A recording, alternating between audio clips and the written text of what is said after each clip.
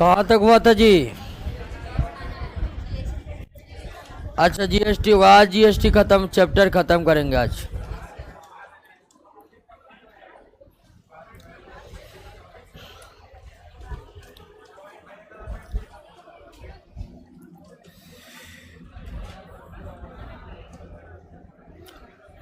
आइए दोस्तों, आज जीएसटी को पढ़ के चैप्टर को क्लोज करते हैं। जीएसटी यानी कि गुड्स एंड सर्विस टैक्स कैसा कर है? अप्रत्यक्ष कर है। कैसा कर है? यह अप्रत्यक्ष कर है। और इससे पहले कि जो हम वैट पढ़े थे, वैल्यू एडेड टैक्स, उसी का विस्तारित रूप है क्या? जीएसटी। यानी कि जीएसटी का जो स्वरूप उभर कर आया, यह स्वरूप उभर कर किस रूप में आया? वैट के रूप में आया, वैल्यू एडेड टैक्स के रूप में आया है, जो पहली बार 1954 में किस देश में लागू हुआ? फ्रांस में लागू हुआ। और भारत में भी जीएसटी का जो जीएसटी आरोपित करने का जो बेस बना, जो आधार बना, वो आधार क्या था? वैट था, वैल्यू एडेड टैक्स। और वैट क्या समझ रहे हैं ना? वैट मूल्य वर्धित कर है, जो उत्पादन से लेकर उपभोग तक जितने चरण होते हैं, उन सभी चरणों में आरोपित किया जाता है। तो वैट आपको हम समझा चुके थे कि वैट यानी कि वैल्यू एडेड टैक्स एक ऐसा अप्रत्यक्ष कर है जो उत्पादन के प्रत्येक चरण में मूल्यवर्धन पर लागू होता है। किस पर? मूल्यवर्धन पर। यानी जितनी उत्पाद में मूल्य वृद्धि की जाती है, उसी मूल्य वृद्धि पर आरोपित होने वाला कर है कौन? वैट है, जो विश्व में पहली बार लागू हुआ। कब? 1954 में। किस देश में लागू हुआ? फ्रांस में लागू हुआ। भारत में भी जीएसटी लगाने की आधार की शुरुआत उसी समय हुई जब भारत में आरोपित क्या क्या गया? वैट क्या गया। अब आइए कि ये जीएसटी की संकल्पना जो भारत में उभर कर आई, अभी तो लागू हो चुका है, लेकिन भारत में जीएसटी की जो आवश्यकता महसूस की जाने लगी, वो इस कारण से कि जब वैट का प्रचलन हुआ भारत में, और वैट का प्रचलन मोड भेंट के रूप में, सैन्य भेंट के रूप में हुआ। अब पर वैट टाइमलाइन को पढ़े होंगे तो आपको पता चला होगा। तो वैट की जो प्रक्रिया भारत में लागू की गई, उस प्रक्रिया में करों की दर भिन्न भिन्न थी, और करों की दर भिन्न भिन्न होने के कारण भारत की जो वैट प्रणाली थी, वह बहुत ही ज्यादा कॉम्प्लेक्स, जटिल हो गई थी। एक तो अप्रत्यक्ष कर कई थे, वैट अलग आरोपित होता था, सर्विस टैक्स अलग आरोपित होता था, उत्पाद शुल्क यानी एक्साइज ड्यूटी अलग आरोपित होता था। ये था भारत में स्थिति। भारत में अप्रत्यक्ष कर की स्थिति ये थी कि वैट भी लागू होता था, अलग से सर्विस टैक्स, सेवा कर भी लागू होता था, फिर उसके बाद एक्साइज ड्यूटी यानी उत्पादन कर भी लागू होता था। उसके बाद तीन तीन अलग अलग कर तो आरोपित होता ही था अप्रत्यक्ष कर के रूप में। ऊपर से करों की दर भी क्या थी? भिन्न भिन्न थी। चाय पत्ती पर उत्पाद कर कुछ अलग है, तो चीनी पर अलग है, और उत्पाद पर क्या है? अलग अलग। तो भिन्न भिन्न प्रकार के अप्रत्यक्ष कर, और ऊपर से कई दरों वाली अप्रत्यक्ष कर। बात को समझे? भिन्न भिन्न प्रकार के अप्रत्यक्ष कर, उसमें भी भिन्न भिन्न प्रकार के दर। यानी कि जैसे उत्पाद शुल्क है, तो एक वस्तु पर ये है, एक वस्तु पर ये है, एक वस्तु पर वो है। उसके बाद सेवा कर है, कहीं पर उत्पाद शुल्क भी किसी किसी वस्तु पर ऐसा होता कि उत्पाद शुल्क लगता था, फिर ऊपर से सेवा कर लग जाता था। तो करों अप्रत्यक्ष कर कई प्रकार हो जाने के कारण, उसके अंतर्गत कई प्रकार के दर हो जाने के कारण भारत की जो अप्रत्यक्ष कर प्रणाली थी वो काफी जटिल हो गया। और उसी जटिल अप्रत्यक्ष कर प्रणाली के जगह वहीं जटिल अप्रत्यक्ष कर प्रणाली को हटाकर उसके जगह एक मात्र कर आरोपित करने का विचार सरकार किया और वही विचार से उत्पन्न हुआ दोस्तों क्या जीएसटी। यानी कि जीएसटी लागू करने का मुख्य उद्देश्य यह था कि भिन्न भिन्न प्रकार के अप्रत्यक्ष कर और उसके अंतर्गत भिन्न भिन्न प्रकार के दर होने से अप्रत्यक्ष प्रणाली बहुत जटिल हो गया। इतना जटिल हो गया कि छोटे से छोटे कारोबारियों को बिना चार्टर अकाउंटेंट के सहायता से कर भरा ही नहीं जा पाता था। अब छोटे छोटे व्यापारी चार्टर अकाउंटेंट के सहायता से ही जब भर पाएंगे तो निश्चित तौर पर उसकी बड़ी रकम चार्टर अकाउंटेंट खींच ले जाएगा। तो अप्रत्यक्ष प्रणाली इतना जटिल हो गया था भारत का कि कोई भी व्यक्ति अपने से कैलकुलेट कर ही नहीं पाते थे कि आखिर उन्हें टैक्स कितना देना।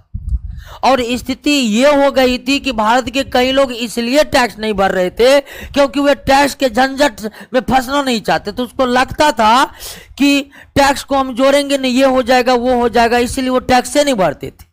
इससे ज्यादा आसान लगता था कि उसको कि हाँ बिल्कुल छापा मारने वाला आएगा तो जोर को तो बताएगा कि कितना टैक्स हम नहीं दिया है, तब हम जाकर दे देंगे, पेनल्टी के साथ दे देंगे। यानी समझिए भारत की अप्रत्यक्ष कर प्रणाली इतनी ज्यादा कॉम्प्लेक्स हो गया था कि लोग टैक्स नहीं भरते थे, इंतजार करते थे कि छापा मारने जब आएगा ना तो तब अधिकारी ही जोड़कर बताएगा कि हम कितना टैक्स नहीं दिए हैं, तो उसी समय डायरेक्ट हम पेनल्टी के साथ टैक्स भर देंगे। इतना ज्यादा जटिल हो गया था। अप्रत्यक्ष कर प्रणाली के जटिलताओं को दूर करने के लिए एकमात्र अप्रत्यक्ष कर को आरोपित करने के लिए वैट को ही विस्तारित रूप दिया गया है और वह क्या कहलाया जीएसटी। और जो पहली बार फ्रांस में किस रूप में लागू हुआ, वैट में लागू। अगर वैट की बात करिएगा तो भारत में पहली बार बीपी सिंह के सरकार में 1 मार्च 1986 को 1 मार्च 1986 को क्या लागू हुआ था, मोड वैट लागू हुआ था। इसको कहते हैं मॉडिफाइड वैट। और इसी 1 मार्च 1986 को जो मोड वैट लागू हुआ, इसी मोड वैट लागू होने के साथ जीएसटी की रूपरेखा बनने लगी। जीएसटी के प्रारूप तैयार करने के लिए पहली बार 1999 में एक कार्य दल का गठन हुआ था, जिसके नेतृत्व कौन किए थे, असीम दास गुप्ता। ठीक है, जीएसटी का रूपरेखा तैयार करने के लिए सबसे पहले कोशिश अटल बिहारी वाजपेयी ने की थी जब वे प्रधानमंत्री थे 1999 में। और 1999 में अटल बिहारी वाजपेयी ने जीएसटी के रूपरेखा तैयार करने के लिए असीम दास गुप्ता के नेतृत्व में एक कार्यदल गठन किया, जिसका यही सुझाव देना था कि कैसे भारत में जीएसटी लागू किया जाए और उसका स्वरूप क्या हो। यानी कि जीएसटी को लागू करने की कोशिश सबसे पहले अटल बिहारी वाजपेयी के शासनकाल में प्रारंभ हुआ। लेकिन असीम दास गुप्ता अटल बिहारी शासन का लगभग आप एक ही टर्म अटल बिहारी वाजपेयी प्रधानमंत्री रह पाए, अगली बार वो प्रधानमंत्री बन नहीं पाए, इसीलिए ज्यादा आगे नहीं बढ़ा। लेकिन वे पहले व्यक्ति थे जिन्होंने जीएसटी के रूपरेखा तैयार करने के लिए किसकी नेतृत्व में कार्यदल का गठन किया था, असीम दास। उसके बाद दोस्तों 2002 में अप्रत्यक्ष कर की जांच के लिए एक समिति बनी थी विजय केलकर के नेतृत्व में। ठीक है, विजय केलकर समिति कब बनी थी और विजय केलकर समिति को दोनों प्रत्यक्ष कर के जांच के लिए भी बनाया गया था और अप्रत्यक्ष कर के जांच के लिए बनाया गया था। तो विजय केलकर समिति ने जब 2002 में जो विजय केलकर समिति बनी थी, जिसका काम था कि भारत में अप्रत्यक्ष कर की जो प्रणाली है उसको जांचे और अप्रत्यक्ष कर प्रणाली में जो जटिलताएं हैं उसको दूर करने का सुझाव दे। और विजय केलकर जब अप्रत्यक्ष कर प्रणाली को दूर करने का सुझाव दिया तो सुझाव यही दिया कि केलकर समिति ने कहा, विजय केलकर समिति ने कहा कि भारत में लागू कर दिया जाए। कब? जीएसटी। कब? 2005 में। तो जीएसटी लागू करने का सुझाव सबसे पहले किस समिति ने दिया था? जीएसटी की रूपरेखा तैयार करने का सर्वप्रथम प्रयास अटल बिहारी वाजपेयी के शासनकाल में असीम दास गुप्ता के नेतृत्व में हुआ था 1999 में। सर्वप्रथम भारत में जीएसटी लागू करने का विचार केलकर समिति ने दिया था वर्ष 2002 में। और केलकर समिति ने कहा कि अप्रत्यक्ष कर के जटिलताओं को अगर दूर करना है तो भारत में जीएसटी लागू कर दिया जाए। और केलकर समिति ने कब लागू करने का सुझाव दिया? 2005 में सुझाव दिया। 2005 में सुझाव दिया कि लागू कर दिया जाए। उसके बाद सरकार जब वित्त आयोग से, वित्त आयोग समझते हैं आप? वित्त आयोग है कि जो करों का बंटवारा केंद्र और राज्य के बीच करता है। यानी वित्त आयोग एक संवैधानिक संस्था है जो केंद्र और राज्य के बीच संसाधनों का उचित बंटवारा करती है। तो वित्त आयोग ने भी सुझाव दिया, उस समय 12वीं वित्त आयोग चल रही थी। वित्त आयोग ने भी सुझाव दिया कि हां भारत में जीएसटी लागू कर दिया जाए। कब से? 2000। लेकिन हो नहीं पाया। इसके बाद दोस्तों 2006 में भारत के तत्कालीन वित्त मंत्री थे पी चिदम्बरम। ठीक है, पी चिदम्बरम तत्कालीन वित्त मंत्री पी चिदम्बरम थे। इन्होंने घोषणा की 2005 में जीएसटी लागू करने की सिफारिश की केलकर समिति ने। और वित्त आयोग ने भी कहा कि नहीं, 2005 से जीएसटी लागू कर दिया जाए, तभी अप्रत्यक्ष कर की जटिलताएं समाप्त होगी। लेकिन 2004 में जब तत्कालीन वित्त मंत्री पी चिदम्बरम थे, उन्होंने घोषणा कर दी कि नहीं, 2005 में तो अब नहीं हुआ। इन्होंने कहा 1 अप्रैल 2010 को जीएसटी लागू होगा। यह घोषणा हो गई। यानी सबसे पहले घोषणा हुई थी जीएसटी लागू होने का। कब? 2000 नहीं हुआ। फिर जीएसटी लागू करने की घोषणा हुई कब? 1 अप्रैल 2000। और हैरानी की बात है, फिर नहीं हुआ। और ऐसा क्यों हो रहा था? राजनीतिक गतिरोध के कारण। यानी जो सत्ता में रहते थे उसको जीएसटी अच्छा लगता था, और जो विपक्ष में रहते थे वो सिर्फ जीएसटी को कोसते थे कि ये गड़बड़ है, ऐसे है वैसे। उदाहरण के लिए जब कांग्रेस में सरकार थी तो पी चिदम्बरम ने घोषणा किया, और उस समय विपक्ष में जो भाजपा थी जोरदार विरोध किया, कहा कि जीएसटी देश को बर्बाद कर देगा, ये कर देगा, वो कर देगा। तो राजनीतिक ये जितनी बार जीएसटी टला, 2005 में जीएसटी टला, 1 अप्रैल 2010 को जो जीएसटी लागू करने की सिफारिश हुई तब जो जीएसटी का चला, ये क्यों टल रहा था जीएसटी लागू होने के कारण? तो इसका एकमात्र कारण था राजनीतिक गतिरोध। कोई प्रशासनिक विफलता नहीं थी जीएसटी न लागू होने का, सिर्फ एकमात्र कारण था राजनीतिक गतिरोध। उसके बाद दोस्तों जब प्रणब मुखर्जी बने, पी चिदम्बरम के बाद कांग्रेस के ही अगले वित्त मंत्री जब प्रणब मुखर्जी बने, तो प्रणब मुखर्जी ने जीएसटी लागू करने के लिए संविधान में संविधान संशोधन बिल भी पेश कर दिया। हालांकि जीएसटी लागू करने, जीएसटी एक नया प्रकार का कर है, और आपको पहले बताए थे कि कर बिना कानून बनाए आरोपित नहीं किया जा सकता है। कर आप तभी लगा सकते हैं नागरिकों के ऊपर जब उसके संबंध में उचित कानून बन जाए। तो जीएसटी के संबंध में उचित कानून बनाने के लिए संविधान संशोधन बिल पहली बार रखा गया। किसका? प्रणब मुखर्जी के द्वारा। फिर भी प्रणब मुखर्जी के समय भी जो विपक्षी दल थे भारतीय जनता पार्टी, उनके जोरदार विरोध के कारण प्रणब मुखर्जी भी के कोशिश से भी जीएसटी भारत में लागू नहीं हो पाया।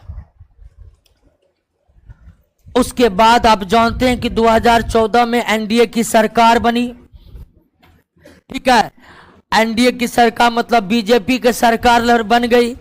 अब बीजेपी की सरकार कहने लगा कि नहीं, जीएसटी ही भारत के लिए अच्छा है।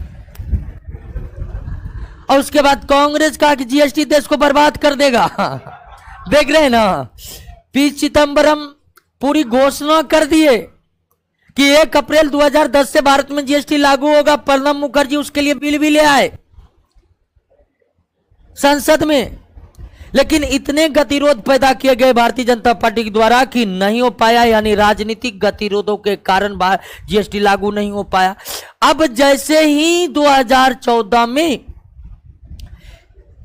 एनडीए सरकार अर्थात बीजेपी सरकार अर्थात मोदी सरकार, अभी तो मोदी सरकार चल रहा है, बीजेपी भी कोई नहीं बोलता, मोदी बोलता है, मोदी सरकार। तो जैसे ही बोला उसके बाद जीएसटी लागू करने की जो कोशिशें थी उसमें काफी तेजी आ गई और सबको आश्चर्य भी लग रहा था। जो बीजेपी लागू होने नहीं दिया वो अभी इतना काहे आतुर है। अब कांग्रेस जो है डायरेक्ट पलट गया, कहा कि हम तो लागू नहीं किए हैं, ठीक है हमारे समय तो तुम तो बोल रहा था, अब हम अल्लाह करेंगे भाई। तो उसके बाद कांग्रेस विरोध कर गया। जो अब तक कांग्रेस विरोध कर रहे, कहा कि देश को गड़बड़ा दिया है जीएसटी। 2014 में दोस्तों एनडीए की सरकार बनने के बाद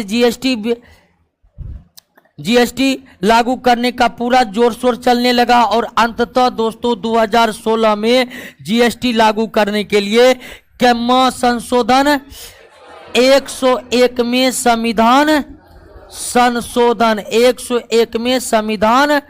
संशोधन बिल पेश किया गया। 2016 में संशोधन बिल पेश किया गया या एक्ट लाया गया और 101 में संविधान संशोधन बिल 2016 में संसद से पारित हो गया और इस पर राष्ट्रपति का हस्ताक्षर 8 दिसंबर 2016 को हुआ और 8 दिसंबर 2016 के बाद 1 जुलाई 2017 को भारत में जीएसटी लागू हो गया। तो भारत में जीएसटी लागू करने का आधार सबसे पहले तैयार हुआ था क्या लागू होने से? मोड लागू होने से। और भारत में मोड यानी मोडिफाइड वेट कब लागू हुआ? 1 मार्च 1900। उस समय बीपी सिंह की सरकार थी केंद्र में। उसके बाद पहली बार जीएसटी की रूपरेखा तैयार करने के लिए जो कार्यदल गठित हुआ था उसके अध्यक्ष कौन थे? असीम दास गुप्ता। उसके बाद भारत में पहली बार जीएसटी लगाने का सुझाव कौन दिए थे? केलकर समिति ने जीएसटी लागू करने का कब घोषणा की, लेकिन यह हो नहीं पाया। अंत में पी चिदम्बरम के अनुसार जीएसटी कब लागू होना था? न तो 2005 में जीएसटी लागू हुआ, न 1 अप्रैल 2010 को। और जीएसटी न लागू होने का कारण कोई प्रशासनिक विफलता नहीं थी बल्कि भारी भरकम राजनीतिक गतिरोध। 2014 में पुनः जब एनडीए की सरकार बनी तो जीएसटी लागू करने के लिए 101वां संविधान संशोधन बिल पेश किया, क्योंकि बिना संविधान संशोधन किए जीएसटी भारत पे लागू हो नहीं सकता था। तो 101वां संविधान संशोधन बिल पेश किया गया।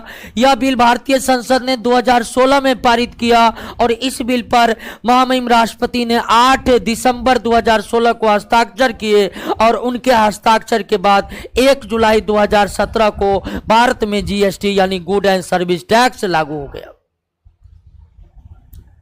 और 100 में संविधान संशोधन के तहत कुछ अनुच्छेदों में संशोधन तो किए गए और कुछ नए अनुच्छेद जोड़े गए। और जो नए अनुच्छेद जोड़े गए वो अनुच्छेद 246 का ए था दोस्तों। वो अनुच्छेद 246 का ए था जिसका संबंध किससे था? जीएसटी से था। दूसरा 269 का ए थे जिसका था अंतर्राज्यीय मतलब एक राज्य से दूसरा राज्य, अंतर्राज्यीय व्यापार से संबंधित जीएसटी से था। और एक तीसरा नया अनुच्छेद लागू हुआ 279 यानी कि 279 और इसका संबंध दोस्तों किससे था? जीएसटी काउंसिल से था। इसका संबंध किससे था? जीएसटी काउंसिल था। तो जीएसटी लागू करने के लिए कौन से संविधान संशोधन बिल लाया गया? 101वें संविधान संशोधन बिल, 101वें संविधान संशोधन बिल के तहत भारतीय संविधान में कौन नए अनुच्छेद जुटे? कौन से नए अनुच्छेद जुटे? क्लियर हो गया? 246 एक का संबंध किससे है? 269 एक का संबंध, जबकि 279 एक का संबंध जीएसटी काउंसिल से है। जीएसटी, अब तो भारत में जीएसटी लागू हो गया। और जीएसटी क्यों लागू हुआ तो आपको पहले ही बताए थे कि अप्रत्यक्ष कर ढेर सारे थे और उसके अंदर कई करों के दर शामिल थे। यानी कि अप्रत्यक्ष कर प्रणाली के सारे जटिलताओं को खत्म करके कर प्रणाली में एकरूपता लाने के लिए जीएसटी लागू किया गया। और जीएसटी में क्या किया गया कि केंद्र सरकार के सारे अप्रत्यक्ष कर, केंद्र सरकार के सारे अप्रत्यक्ष कर, राज्य सरकार के सारे अप्रत्यक्ष कर को किसके अंतर्गत समाहित कर दिया गया? जीएसटी के अंतर्गत। केंद्र सरकार के सारे अप्रत्यक्ष कर और राज्य सरकार के सारे अप्रत्यक्ष कर को जीएसटी के अंतर्गत क्या कर दिए गए? समाहित किए गए। आप पढ़िए कि जीएसटी के अंतर्गत केंद्र सरकार के कौन कौन कर समाहित किया गया और राज्य सरकार के कौन कौन कर समाहित किए गए। एक बार ध्यान दीजिए।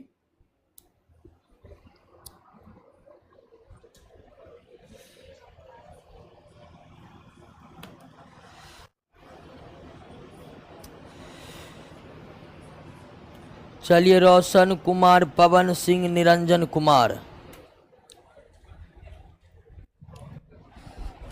पीछे मुड़कर देखे, आगे आगे आगे। पानी, इसमें पानी न है।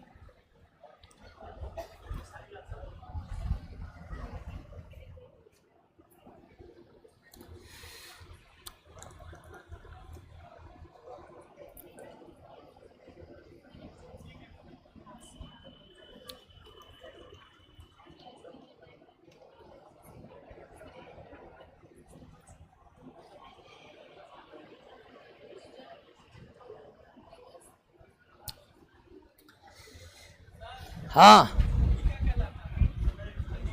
क्या? चुंगी प्रवेश कर, एंट्री टैक्स।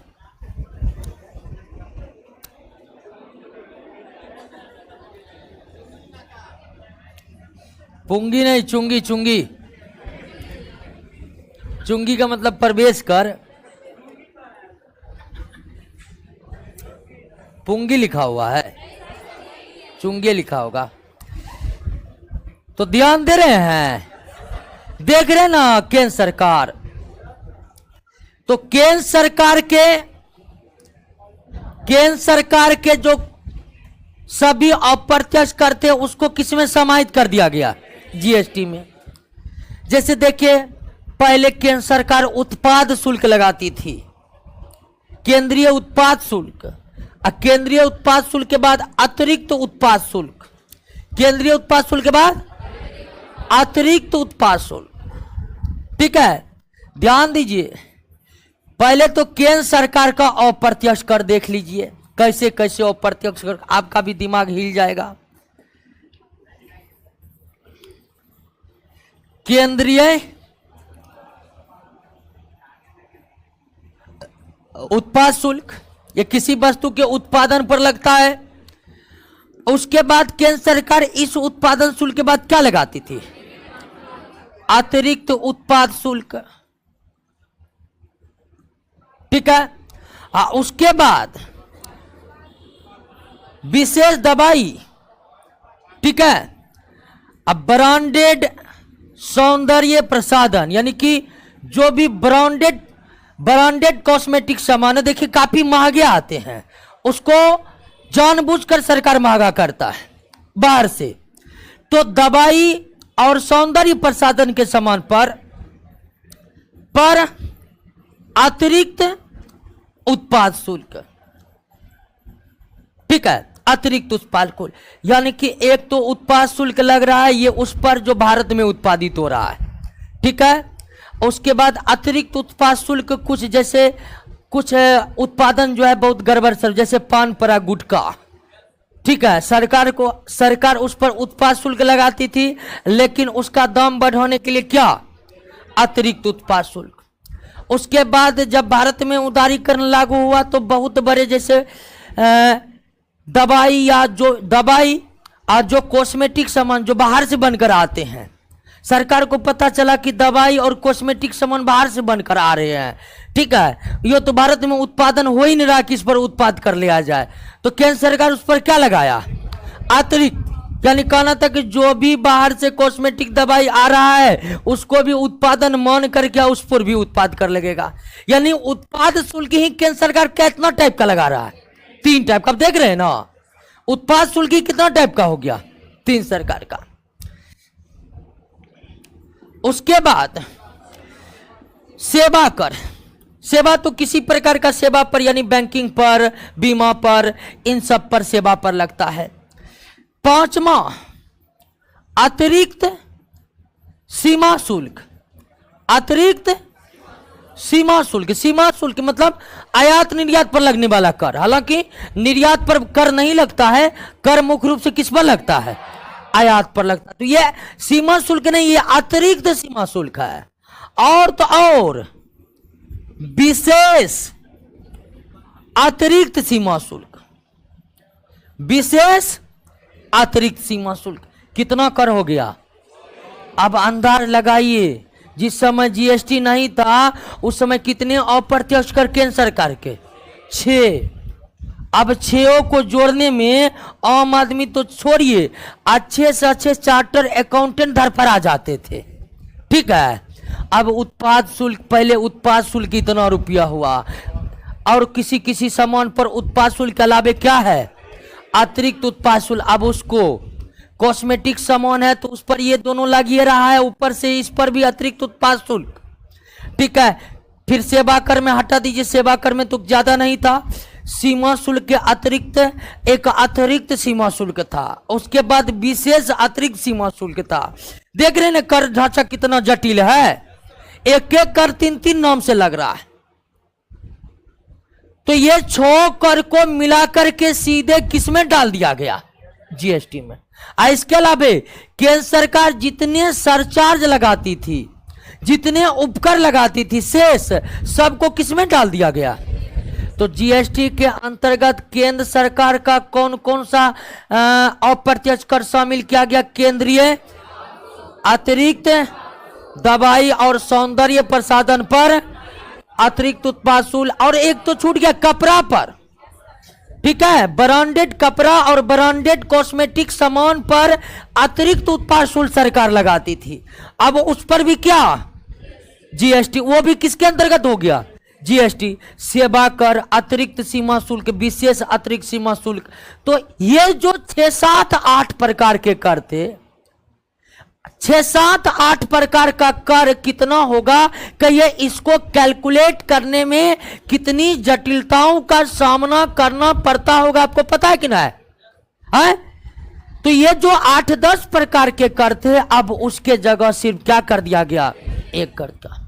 ठीक उसी तरह राज्य का जो वैट यानी बिक्री करता, मनोरंजन करता, विलासिता करता, लॉटरी, जुए, सट्टे पर जो टैक्स था, सबको किसमें लगा दिया गया, जीएसटी। यानी कि अब जो ढेर सारे कर थे, ढेर सारे कर थे, उनके एक तो नाम अलग अलग, उनके दर अलग अलग, अब उसके जगह पर क्या हो गया, एक हो गया।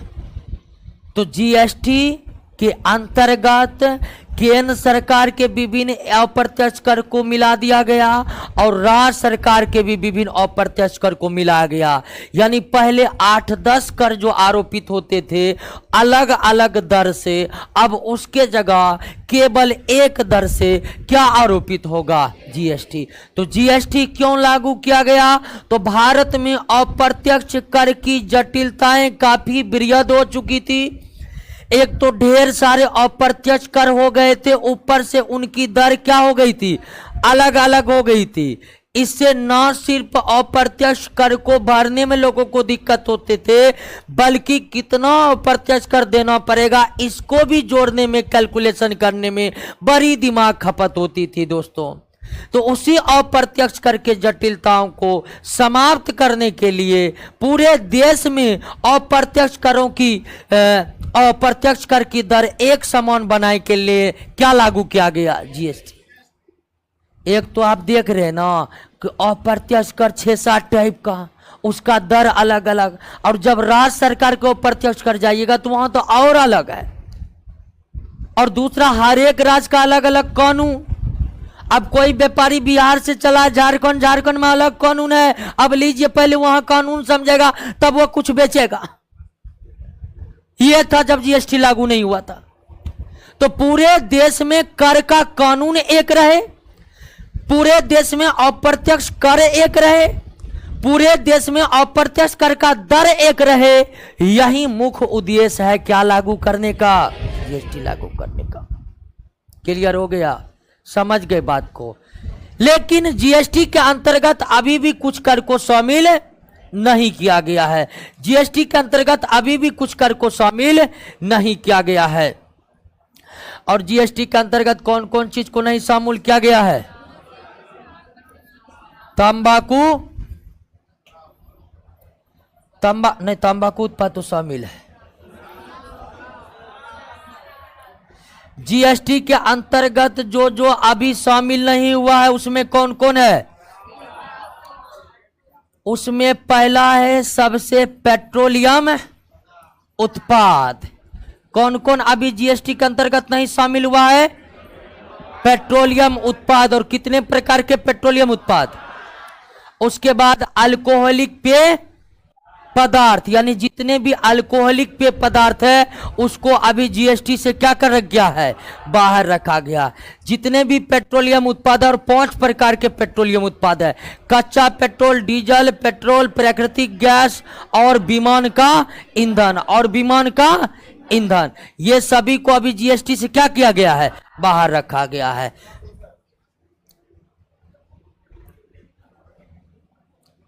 क्लियर हो गया दोस्तों?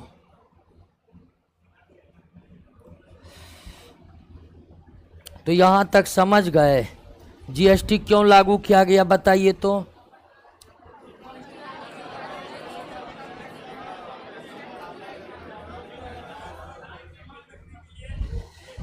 अप्रत्यक्ष कर जो ढेर सारे थे उसके जगह पर केवल एक कर आरोपित करने के लिए, अप्रत्यक्ष कर की जो भिन्न भिन्न दरें थे उसके जगह एक दर आरोपित करने के लिए, हर राज्य में जो अप्रत्यक्ष कर के संबंध में कानून अलग अलग थे उनमें उसके जगह एक, यानी कि करों के दरों में एक रूपता लाने के लिए, करों के प्रकार में एक रूपता लाने के लिए, और करों के कानून में एक रूपता लाने के लिए ही जीएसटी लागू किया गया 1 जुलाई 2017 के।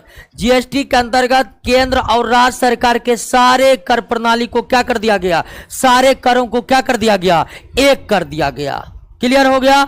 फिर भी अभी भी कुछ पदार्थ ऐसे हैं जो जीएसटी के दायरे से क्या है, जिनमें पेट्रोलियम उत्पाद है और अल्कोहलिक पेय पदार्थ है। उसके बाद इलेक्ट्रिसिटी पर भी जीएसटी अब तक लागू नहीं हुआ है। रियल एस्टेट बिजनेस पर भी जीएसटी अभी तक लागू नहीं हुआ। रियल एस्टेट जैसे कि घर सब जो बनाता है, ठीक है, बिल्डिंग सब जो बिकता है उसे रियल एस्टेट कहते हैं। रियल एस्टेट भी अभी जीएसटी के दायरे से बाहर है। इलेक्ट्रिसिटी भी जीएसटी के दर से बाहर है। पेट्रोलियम उत्पाद भी जीएसटी के दर से बाहर है। अल्कोहलिक पेय पदार्थ भी जीएसटी के दायरे से बाहर। क्या? हाँ, सीमा शुल्क। सीमा शुल्क तो वो अलग है ही, ठीक है। सीमा शुल्क यानी आयात निर्यात पर लगाया गया कर जीएसटी से बाहर है, वो केंद्र सरकार का विषय है। तो सीमा शुल्क भी, सीमा शुल्क अप्रत्यक्ष कर है, उसे भी जीएसटी के दायरे से क्या किया गया है? बाहर किया गया। लेकिन ध्यान रखिए, सीमा शुल्क के अतिरिक्त एक अतिरिक्त सीमा शुल्क लगता था और एक विशेष अतिरिक्त सीमा शुल्क लगता था। तो अतिरिक्त सीमा शुल्क जीएसटी में शामिल है, विशेष अतिरिक्त सीमा शुल्क जीएसटी में, लेकिन सीमा शुल्क जीएसटी में शामिल, पेट्रोलियम उत्पाद शामिल, अल्कोहलिक पेय पदार्थ जीएसटी में शामिल नहीं है। उसके बाद इलेक्ट्रिसिटी जीएसटी में शामिल, रियल एस्टेट बिजनेस जीएसटी में शामिल नहीं है। क्लियर हो गया। अब आइए दोस्तों कि जीएसटी का ढांचा कैसा है।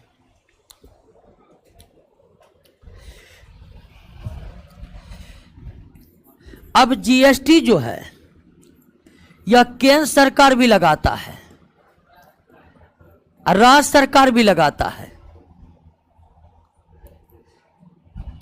केंद्र सरकार भी लगाता है, राज्य सरकार भी लगाता है और केंद्र शासित प्रदेश सरकार भी लगाता है। केंद्र सरकार के जीएसटी को क्या कहते हैं? सीजीएसटी, राज्य सरकार को एसजीएसटी और केंद्र शासित प्रदेश को यूटीजीएसटी। तो जीएसटी केंद्र भी आरोपित करते हैं, राज्य भी आरोपित करते हैं और केंद्र शासित प्रदेश की जो गवर्निंग बॉडी है वो भी आरोपित करते हैं। केंद्र सरकार के जीएसटी को क्या कहते हैं? सीजीएसटी यानी सेंट्रल जीएसटी। राज्य सरकार के जीएसटी क्या कहते हैं? एसजीएसटी यानी स्टेट जीएसटी। केंद्र शासित प्रदेश के जीएसटी को यूटीजीएसटी क्या कहते हैं दोस्तों? UTGST, union territory GST. Clear हो गया? कोई दिक्कत नहीं ना। अब आइए दोस्तों, सीजीएसटी, एसजीएसटी, यूटीजीएसटी आरोपित कैसे होगा? तो दोस्तों ये आरोपित होता है एकदम 50-50। कैसे आरोपित होता है? आप तो देखिए कि जीएसटी हर स्तर पर, यानी ना तो जीएसटी केवल राज्य सरकार आरोपित करती है और न ही जीएसटी केवल केंद्र सरकार आरोपित करती है, बल्कि ये हमेशा मिलकर आरोपित किया जाता है। किस पर? मिलकर। यानी कि राज्य सरकार अपना एसजीएसटी लागू करती है, केंद्र सरकार अपना सीजीएसटी लागू करती है और केंद्र शासित प्रदेश अपना यूटीजी। अब ये लागू कैसे होता है? मान लीजिए किसी वस्तु पर 18% जीएसटी है। कितना? और ये सामान मान लीजिए कहां पर बिका है? बिहार। तो आधा 9% किसको चला जाएगा और 9% किसको चला जाएगा? मान लीजिए कोई पदार्थ बिका, कोई पदार्थ बिका और उस पर जीएसटी, कोई भी पदार्थ सेल हुआ उस पर जीएसटी कितना लगा? और वो पदार्थ मान लीजिए कहां बिका? बिहार में बिका। तो 18% यानी आधा यानी 9% किसको चला जाएगा? बिहार सरकार को एसजीएसटी। 9% किसको चला जाएगा? केंद्र। अब फिर यही कहां बिकेगा? यूटी में। यानी कि कोई केंद्र शासित प्रदेश में कोई सामान बिका, ठीक है, केंद्र शासित प्रदेश में कोई सामान बिका और उस पर 18% जीएसटी है, तो 9% किसको जाएगा? और 9% यूटी को। कैसे लागू होता देख लिए ना? जीएसटी लागू कैसे होता देख लिए ना? और ये सबका अपना अपना खजाना में जाएगा। ये नहीं कि पैसा केंद्र सरकार को जाएगा फिर केंद्र सरकार इसको देगा, नहीं। ये आधा आधा पैसा दोनों के अपने कोष में जमा होगा। हाँ, लेकिन जब कोई सामान एक राज्य से दूसरे राज्य, एक राज्य से दूसरे राज्य जा रहा है, कोई सामान एक राज्य से और उस पे किसी ना किसी तरह से क्या लगा हुआ है, तो ऐसे पदार्थ पर, ऐसे वस्तु पर लगे जीएसटी क्या कहते हैं? आईजीएसटी। केवल और केवल कौन लगाता है?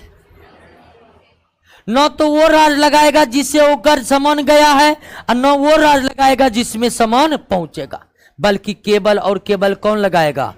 यानी कि जब जीएसटी लगाने की बात उन वस्तुओं पर है जो वस्तु एक राज्य से दूसरे राज्य जा रहा है, तो ऐसी स्थिति में जीएसटी केवल कौन आरोपित करेगा?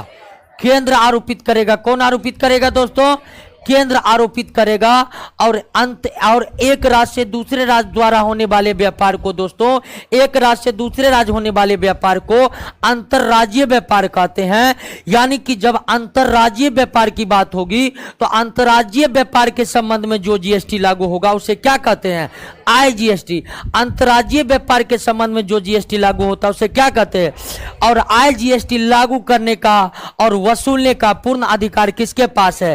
केंद्र के पास है। और ऐसा इसलिए है, अगर राज्यों के ऊपर यह छोड़ दिया जाए तो दोनों राज्य के बीच मनमुटाव होने की संभावना बढ़ेगी कि नहीं बढ़ेगी? तो इसी स्थिति से बचने के लिए अंतर्राज्यीय व्यापार के संबंध में जीएसटी लगाने और वसूलने का पूर्ण अधिकार किसके पास है? केंद्र सरकार के पास है। किसके पास है दोस्तों? केंद्र सरकार के पास। क्लियर हो गया बात, समझ गए, कोई दिक्कत नहीं ना। हाँ, अब आइए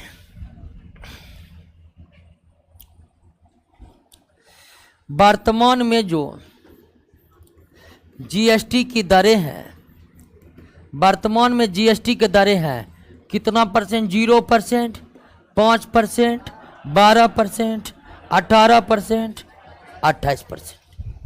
वर्तमान में जीएसटी के कितने दरें हैं? 3 2 5 दरें हैं।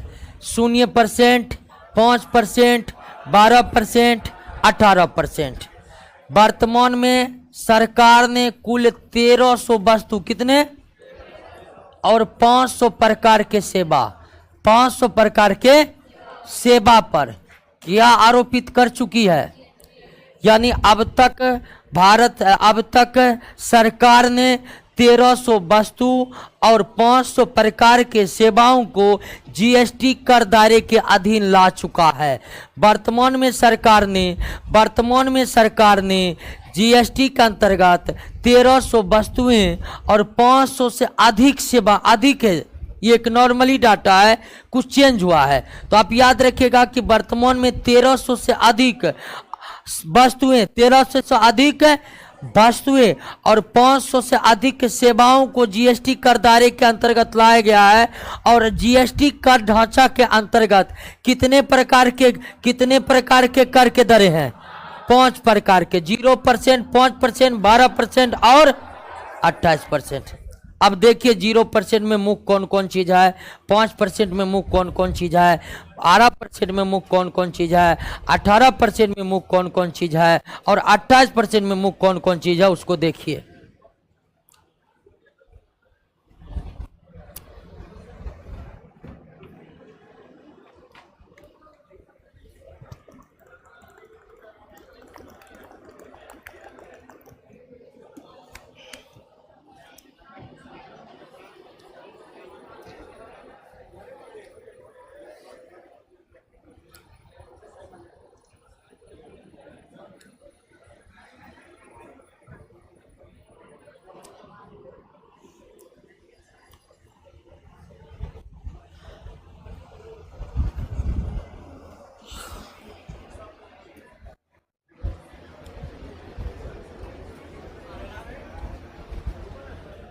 अल्लाह नहीं, आराम से।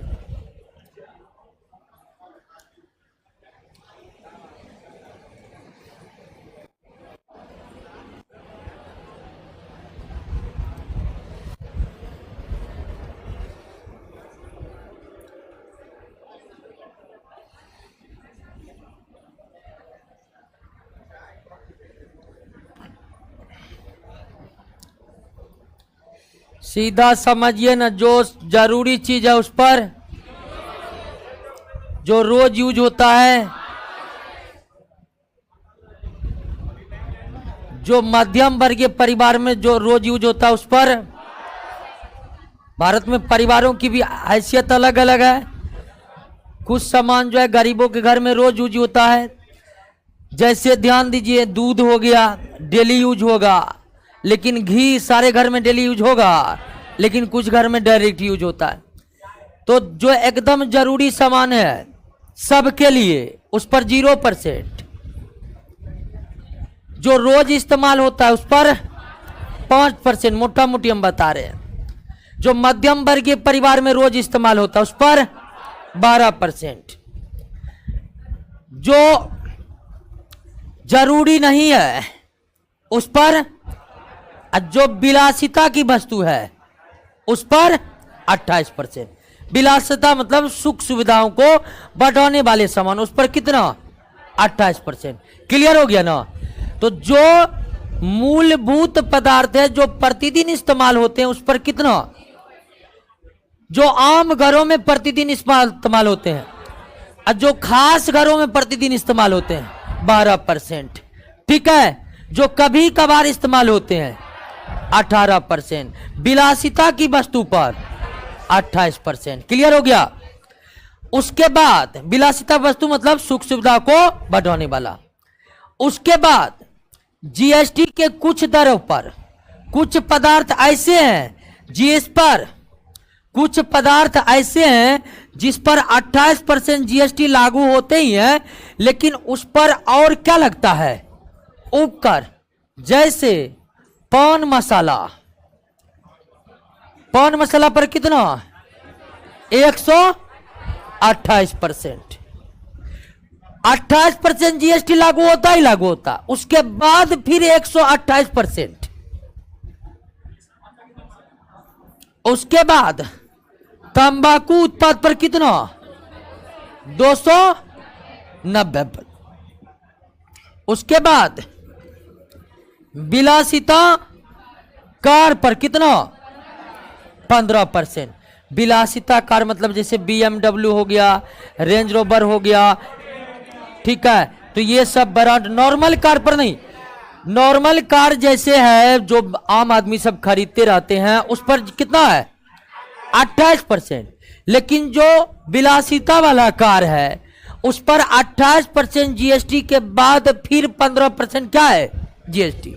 उसके बाद कोल्ड ड्रिंक, ठीक है, कोल्ड ड्रिंक पर कितना 40%। कोल्ड ड्रिंक का आपको जानकर आश्चर्य होगा कि कोल्ड ड्रिंक का जो रिफिलिंग पे खर्च है वो 3-4 रुपया है बस, उससे ज्यादा नहीं है। यानी कंपनी जो रिफिलिंग करती है उसको 5 रुपए पड़ता होगा बहुत ज्यादा, लेकिन उस पर 28% पहले क्या है, अब फिर 40% उपकर है। तो कुछ पदार्थ ऐसे हैं जिस पर जीएसटी तो लागू होता ही होता है, लेकिन उसके बाद भी क्या लागू होता है, उपकर। इससे पहले आप पढ़े थे कि केंद्र सरकार या राज्य सरकार के जितने भी उपकर हैं अब वह जीएसटी के अंतर्गत क्या हो गए हैं, समाहित हो गए हैं। लेकिन फिर भी कुछ वस्तु पर जीएसटी के अलावे क्या लागू होते हैं, उपकर। जैसे पान मसाला पर लागू है, तंबाकू पर लागू है, विलासिता कार पर लागू है, कोल्ड ड्रिंक पर, और कोयला पर भी लागू है 400 रुपया प्रति टन। कोयला पर भी लागू है कितना 400 रुपया प्रति टन, क्या लागू है, उपकर लागू है। अब कहिएगा कि जब सारे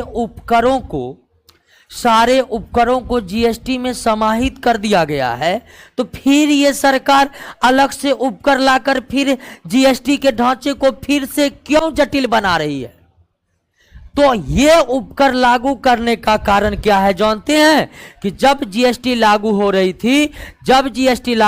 थी राज्य सरकार को यह डर था कि अभी जो हमारे पास जितना कर की राशि आती है जीएसटी लागू हो जाने के बाद इसमें क्या हो जाएगा, कमी हो जाएगा। इसलिए वो जीएसटी लागू करने से क्या करते थे, हिचकिचाते थे। ध्यान बात को, कई राज्य सरकार को लगता था कि जीएसटी लागू होने से अभी जितना टैक्स हमारे पास कंक्लूड होकर आ रहा है, इकट्ठा होकर आ रहा है, उतना नहीं आ पाएगा अगर जीएसटी लागू हो जाएगा तो केंद्र सरकार ने उन सभी राज्यों को आश्वासन दिया कि आपको किसी भी प्रकार की हानि नहीं होगी, अभी जितना टैक्स आ रहा है उतना ही आएगा, उससे ज्यादा आएगा।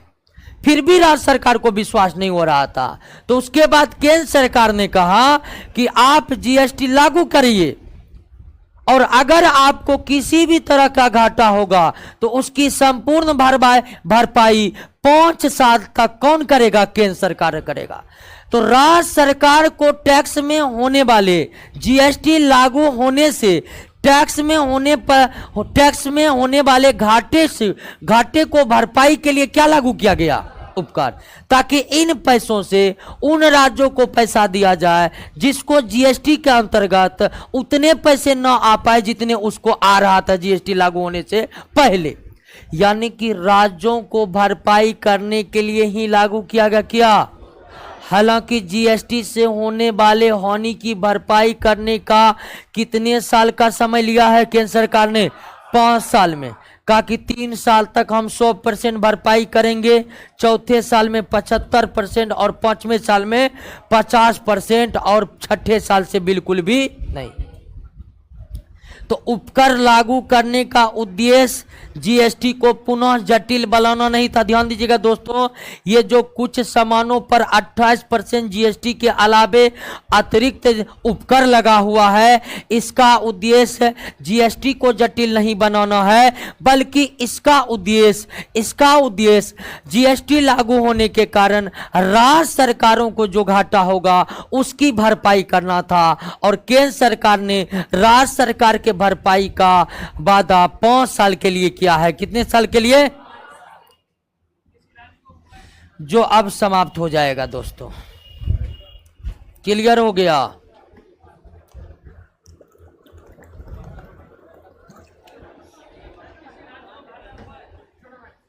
क्या? हाँ जी, बहुत रात को घाटा हुआ।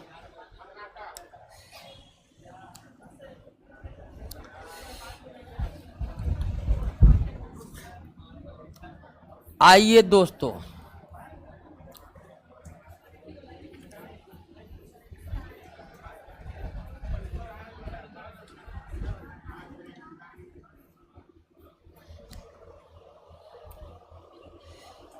जीएसटी की विशेषताओं को समझेंगे कि जीएसटी की क्या क्या विशेषताएं हैं।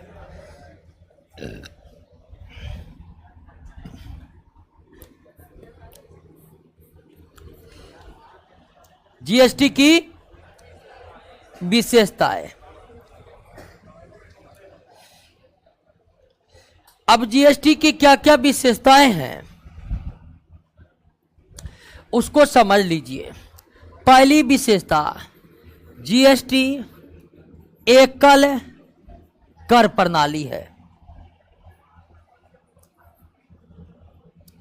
क्या है दोस्तों? एकल कर प्रणाली है। यानी जीएसटी की सबसे पहली विशेषता क्या है? एकल प्रणाली है। यानी भिन्न भिन्न टाइप के जो अप्रत्यक्ष कर केंद्र और राज्य सरकार के अधीन चलता था, उन सब को मिलाकर एक कर बनाया गया। क्या? इसलिए जीएसटी किस प्रकार की कर प्रणाली है? दूसरी विशेषता, जीएसटी मूल्य वर्धित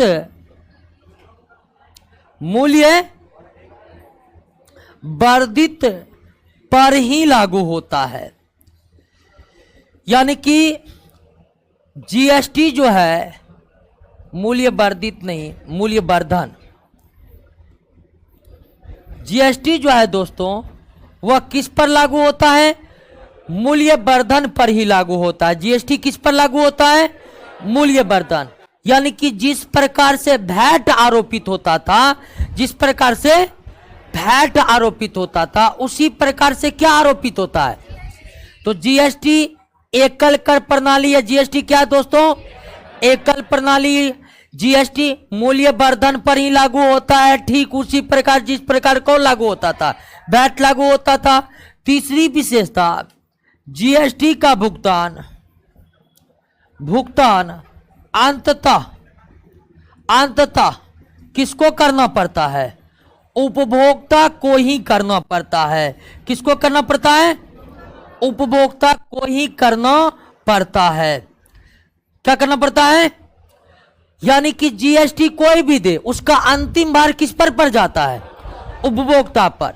जैसे आप होटल में खाना खाने जाते हैं तो सरकार जीएसटी किससे उठलेगा? होटल वाले से। होटल वाले किससे उछलेगा?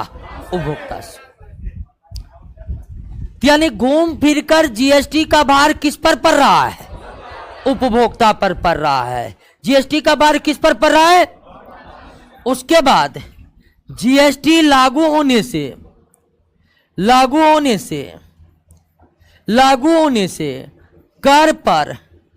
कर की समस्या समाप्त हो गई है। कर की समस्या क्या हो गई है?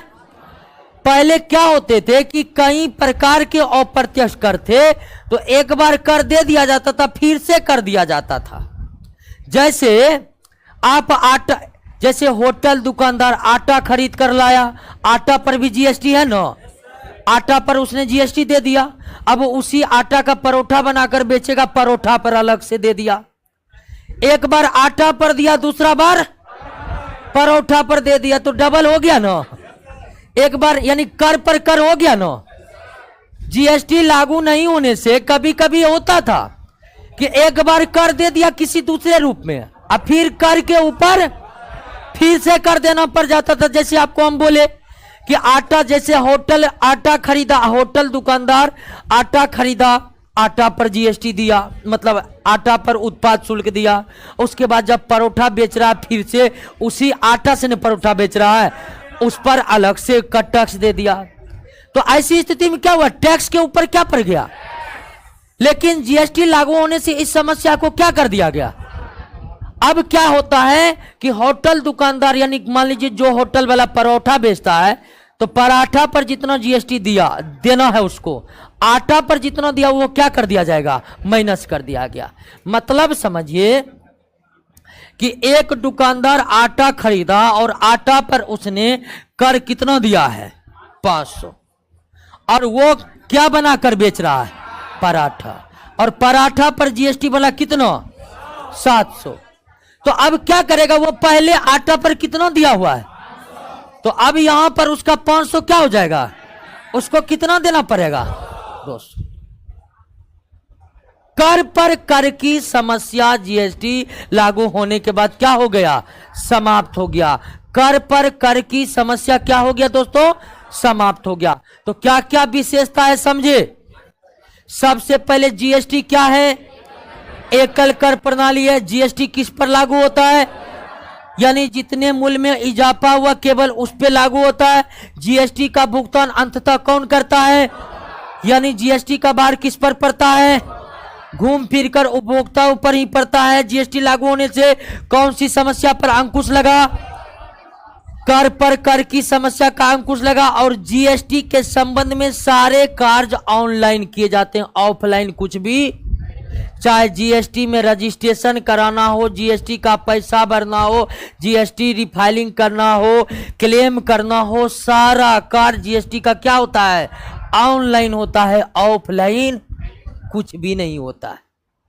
क्लियर। और जीएसटी का सारा कार्य ऑनलाइन होने के कारण जीएसटी का नेटवर्क भी क्या है, अलग है। यानी कि जीएसटी मतलब एक जिस नेटवर्क पर काम करता है उस नेटवर्क पर केवल और केवल किसके कार्य होते हैं, जीएसटी। उसका नाम ही है दोस्तों क्या, उसका नाम ही है जीएसटी। उसका नाम ही है दोस्तों क्या, GST network, GST network. Clear हो गया, बात समझ गए, कोई दिक्कत नहीं ना।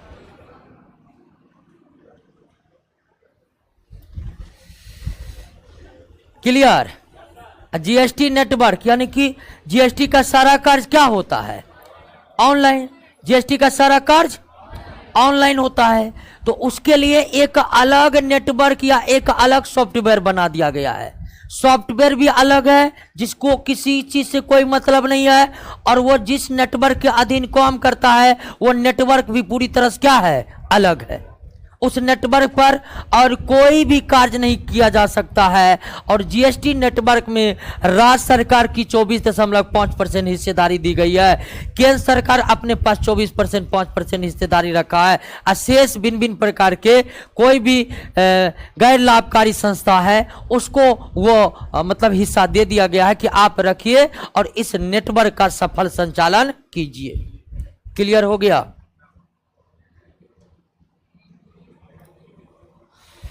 तो जीएसटी समझ गए। जीएसटी के विशेषताओं को एक बार फिर से पढ़िए तो।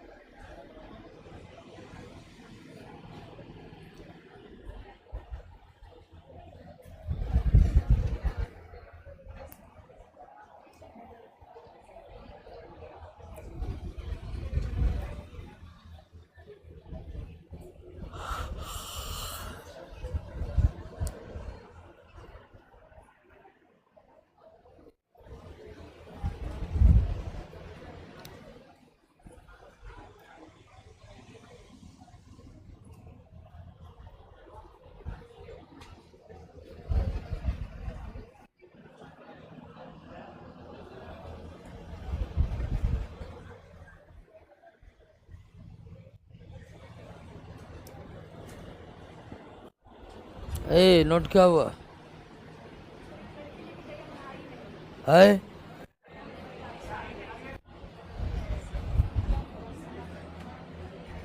नोटो लेके भाग जाता, देखिए लेके भाग गया, दे दिए थे। ओ आइए दोस्तों,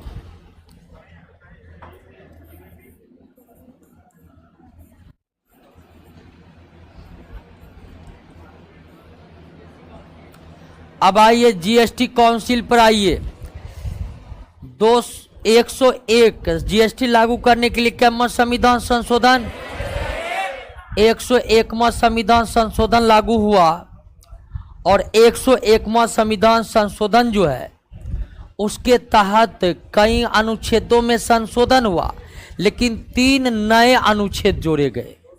और जो अनुच्छेद जोड़े गए 279, इसी के तहत क्या स्थापित किया गया?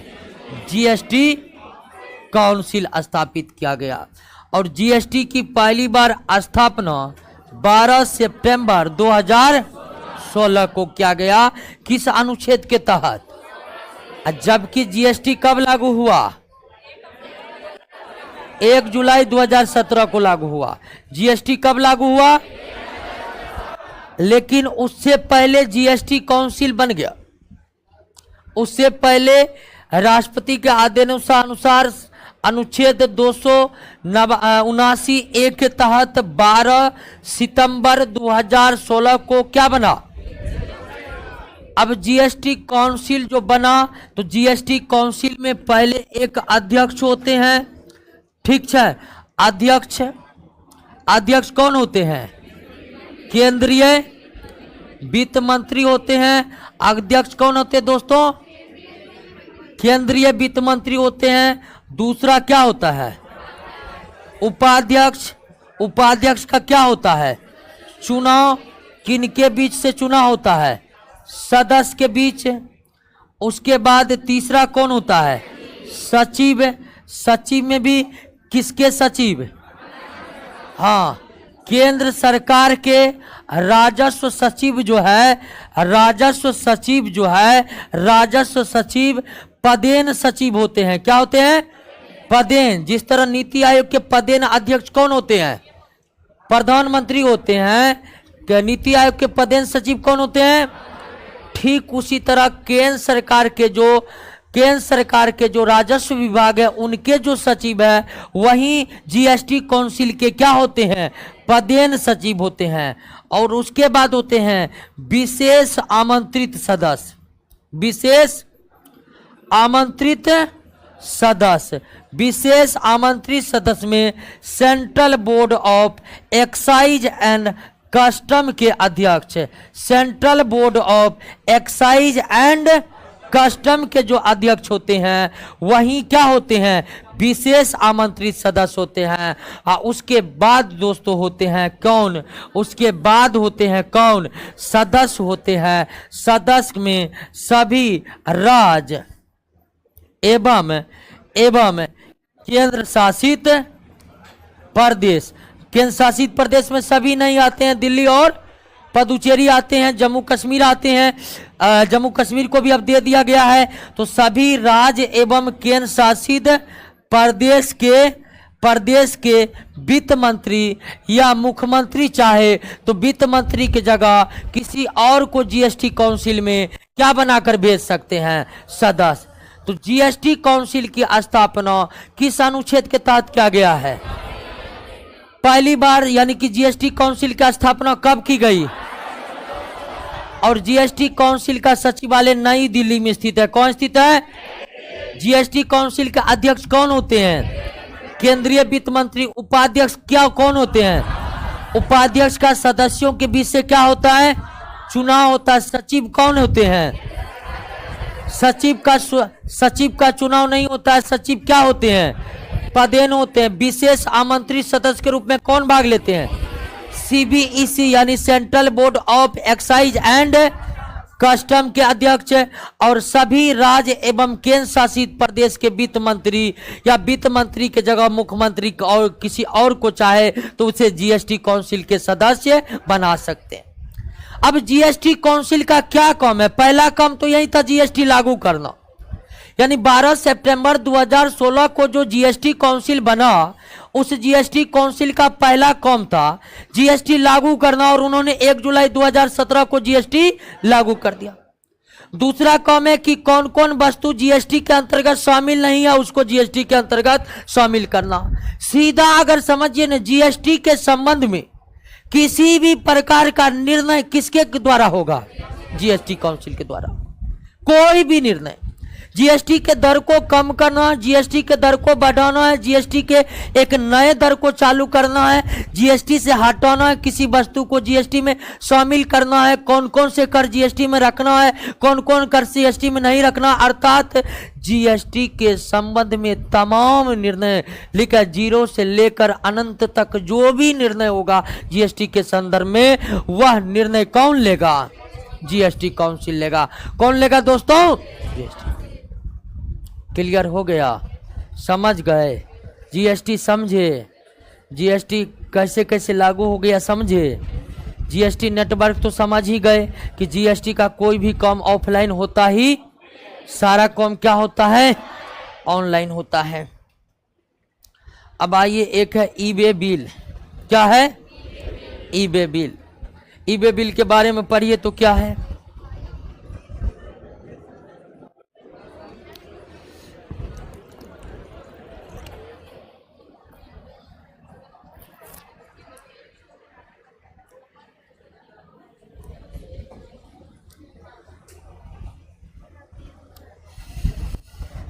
ध्यान दीजिए, जब कोई गाड़ी को, जब कोई ट्रांसपोर्ट को 50,000 या उससे ज्यादा का सामान लेकर 10 किलोमीटर से ज्यादा दूर जाना पड़ता है, चाहे एक राज्य के भीतर या एक राज्य से बाहर। जब कोई ट्रांसपोर्ट 50,000 या उससे अधिक का सामान लेकर 10 किलोमीटर से ज्यादा दूर, चाहे 10 किलोमीटर के अंतर्गत 2 राज्य का सीमा हो या एक ही राज्य का सीमा क्यों ना हो, तो उससे ई वे बिल लेना क्या होता है? अनिवार्य होता है। और ई वे बिल चालू किया गया 1 अप्रैल 2018 को। ई वे बिल जारी करने की शुरुआत कब की गई? 1 अप्रैल 2018 को। किसको लेना पड़ता है? ट्रांसपोर्ट को लेना पड़ता है। किसको लेना पड़ता है? ट्रांसपोर्ट को लेना पड़ता है। लेकिन उन ट्रांसपोर्ट को जो कम से कम कितना का सामान ले रहा है और कम से कम कितना दूर जा रहा है। और ऐसा इसलिए किया गया है ताकि सामानों की बिना किसी बाधा के साथ एक जगह से दूसरे जगह आया ले जा सके, इसी के लिए ई वे बिल की शुरुआत की गई है। और ई वे बिल अनिवार्य है। ये नहीं कि कोई ये कहेगा कि नहीं सामान 50 से ज्यादा नहीं ले तो कुछ नहीं होगा। बिल्कुल लेना अनिवार्य है, नहीं तो इसके लिए क्या लगेगा दोस्तों? पेनल्टी लगेगा। तो सामानों को अंतर्राज्यीय आवाजाही आवागमन दुरुस्त करने के लिए ही 1 अप्रैल 2018 को किसकी शुरुआत की गई है? ई वे बिल को। उन सभी को लेना पड़ेगा जो 50,000 से अधिक सामान लेकर कितना किलोमीटर से दूर जा रहा हो, चाहे वो 10 किलोमीटर एक ही राज्य में क्यों ना पड़ता हो या एक से अधिक राज्य में क्यों ना पड़ता हो। तो जीएसटी समझे? कोई दिक्कत नहीं ना? आइए अगला क्लास में क्वेश्चन करेंगे।